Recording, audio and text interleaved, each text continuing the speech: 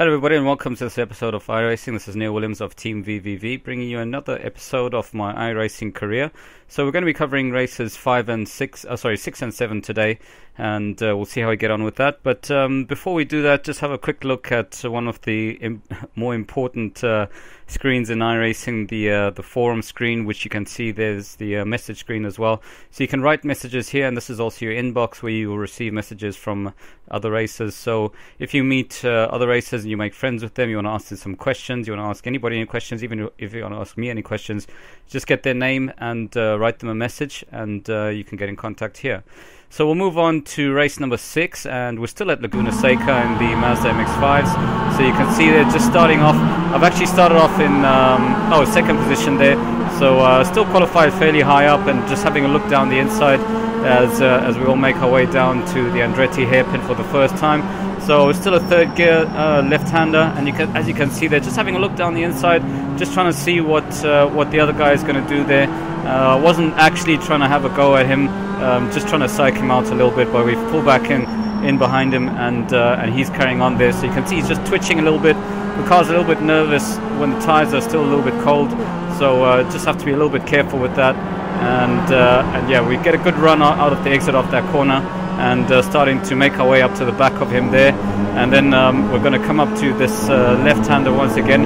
And as you can see, so basically what's happened here is that I've run out of gears. I've missed my downshift down to third gear, and as you can see, I'm just struggling to get it back into gear, and all hell breaks loose basically. So it's carnage from now on, and this is actually the reason why I thought of bringing up the message screen, because I couldn't actually find it after this race to message the leader back and say to him sorry. So he was a little bit upset about that. He was threatening to report me to the iRacing officials and stewards.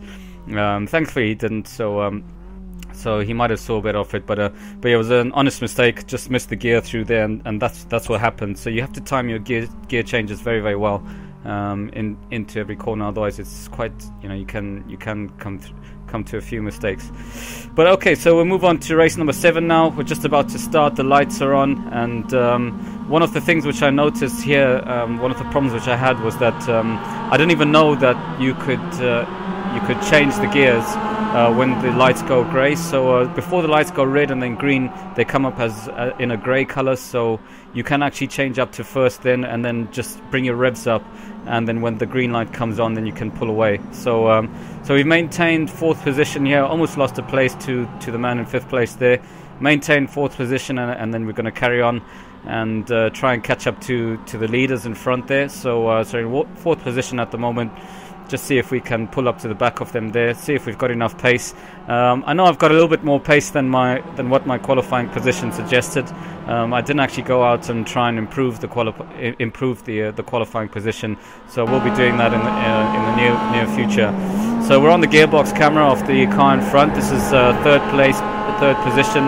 We're just having a look here to see how I do, and I quite like this gearbox cam. I think it's quite entertaining, especially when the cars are nice and close as they are there. And you can really hear the guy in 3rd place, he's really scrubbing the front tires. And I've mentioned that in a previous episode of iRacing, that when you do that, when you put a lot of when you rely on the front end too much, it can actually swap the front and the back around, can cause you to spin.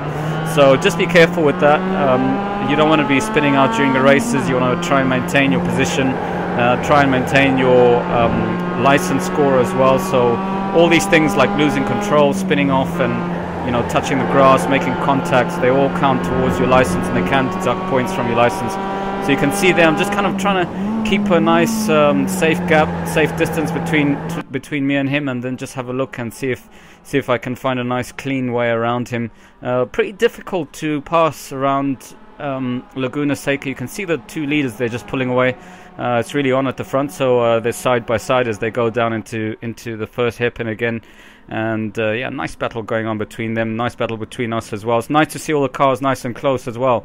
So that's good to see. It makes for good replays. It makes my job a little bit easier of bringing you entertaining races.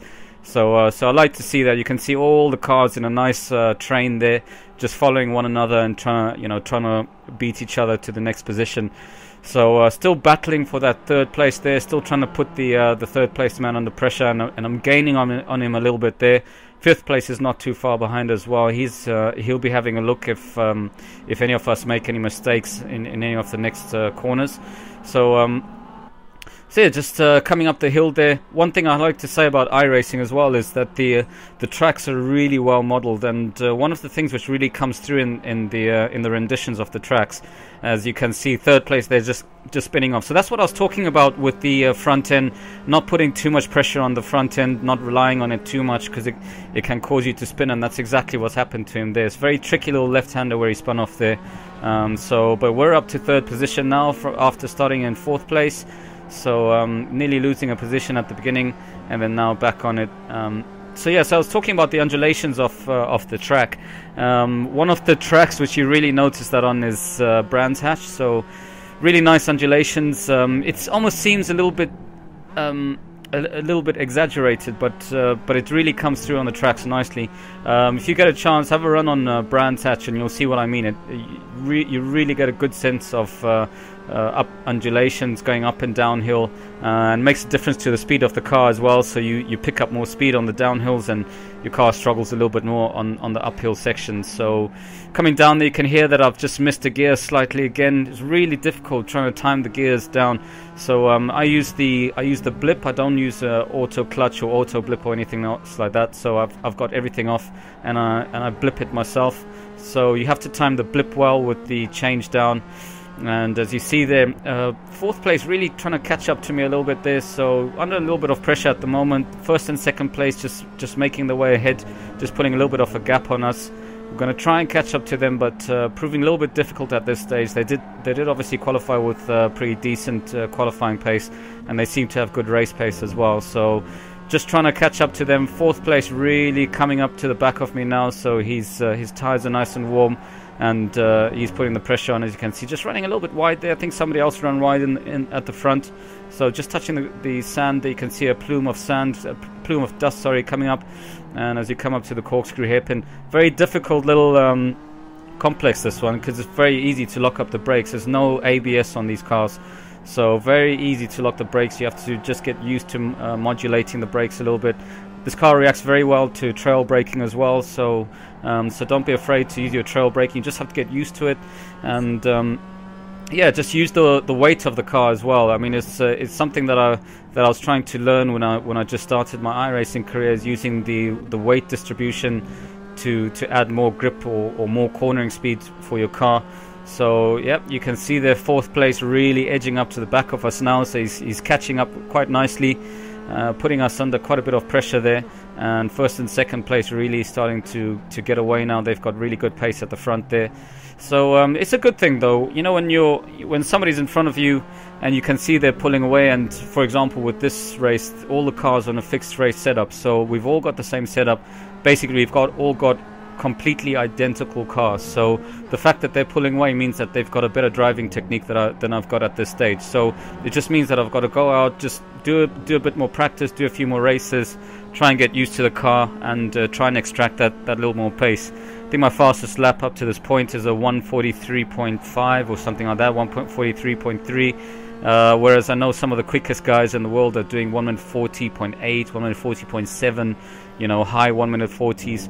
So still quite a bit more pace to be found in this car. Sometimes when as you can, and you can see that the leader's just gone off.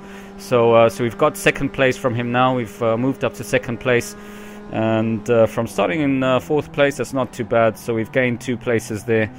So you can see, even though I know I don't have the pace, I'm trying to stay consistent, trying to make sure I maintain that position, trying to make sure that if anyone in front of me does make a mistake, I can take advantage of that. So just that's another piece of advice that I'd like to give to all of you. If you are starting your iRacing career, just try and make sure you get your consistency before you try and go for any outright pace. Obviously, outright pace is going to help, especially with qualifying position, or you know, if you're behind and you need to make up some time, then you've got that extra pace in hand. But for now, for your first few races, I would say just work on that consistency. Just try and make sure you maintain your track position, stay on track, do nice consistent laps, and you'll see that will pay dividends for you by the end of the race. So you can see here they're just grinding the gears one more time, find it really difficult to change down into third gear for that hairpin, and because of that you can see third place man just really starting to try and put us under pressure. You can see someone just pull out of the pits there, and it would have been better if he had tried to pull out of the way a little bit, but it is a little bit awkward coming out of the pits in that section. A little bit difficult to give away there, and you can see he just pulls off to the side there, just gives us some space. So so good. We haven't really lost too much time there, just maybe a couple of tenths, 2-3 tenths that we've lost there. It's not too bad. You know, when you've got lap traffic in front of you or slower traffic in front of you, you're bound to lose a little bit of time. So don't worry if you do lose a couple of tenths. You know, the other people will lose a bit of time as well, so it tends to balance itself out. And as you can see there, I've fallen foul of this mistake which I was just talking about not putting too much weight on the front end. So that's what I've done. So I've got to let everybody else pass me, and then try and get back going. And that's pretty much it. That's where I finished for the race. Finished in 9th position in this race. Wasn't enough time to make up any more positions, so just had to get on with it. It's better if you do crash or spin off than if you carry on. But that's it for now. Stay tuned, and we'll bring you some more episodes, and we're going to bring you lots of different races, unofficial races, official races as well. So lots of different content and unique content to come. So I hope you've enjoyed this, and hope to see you next time.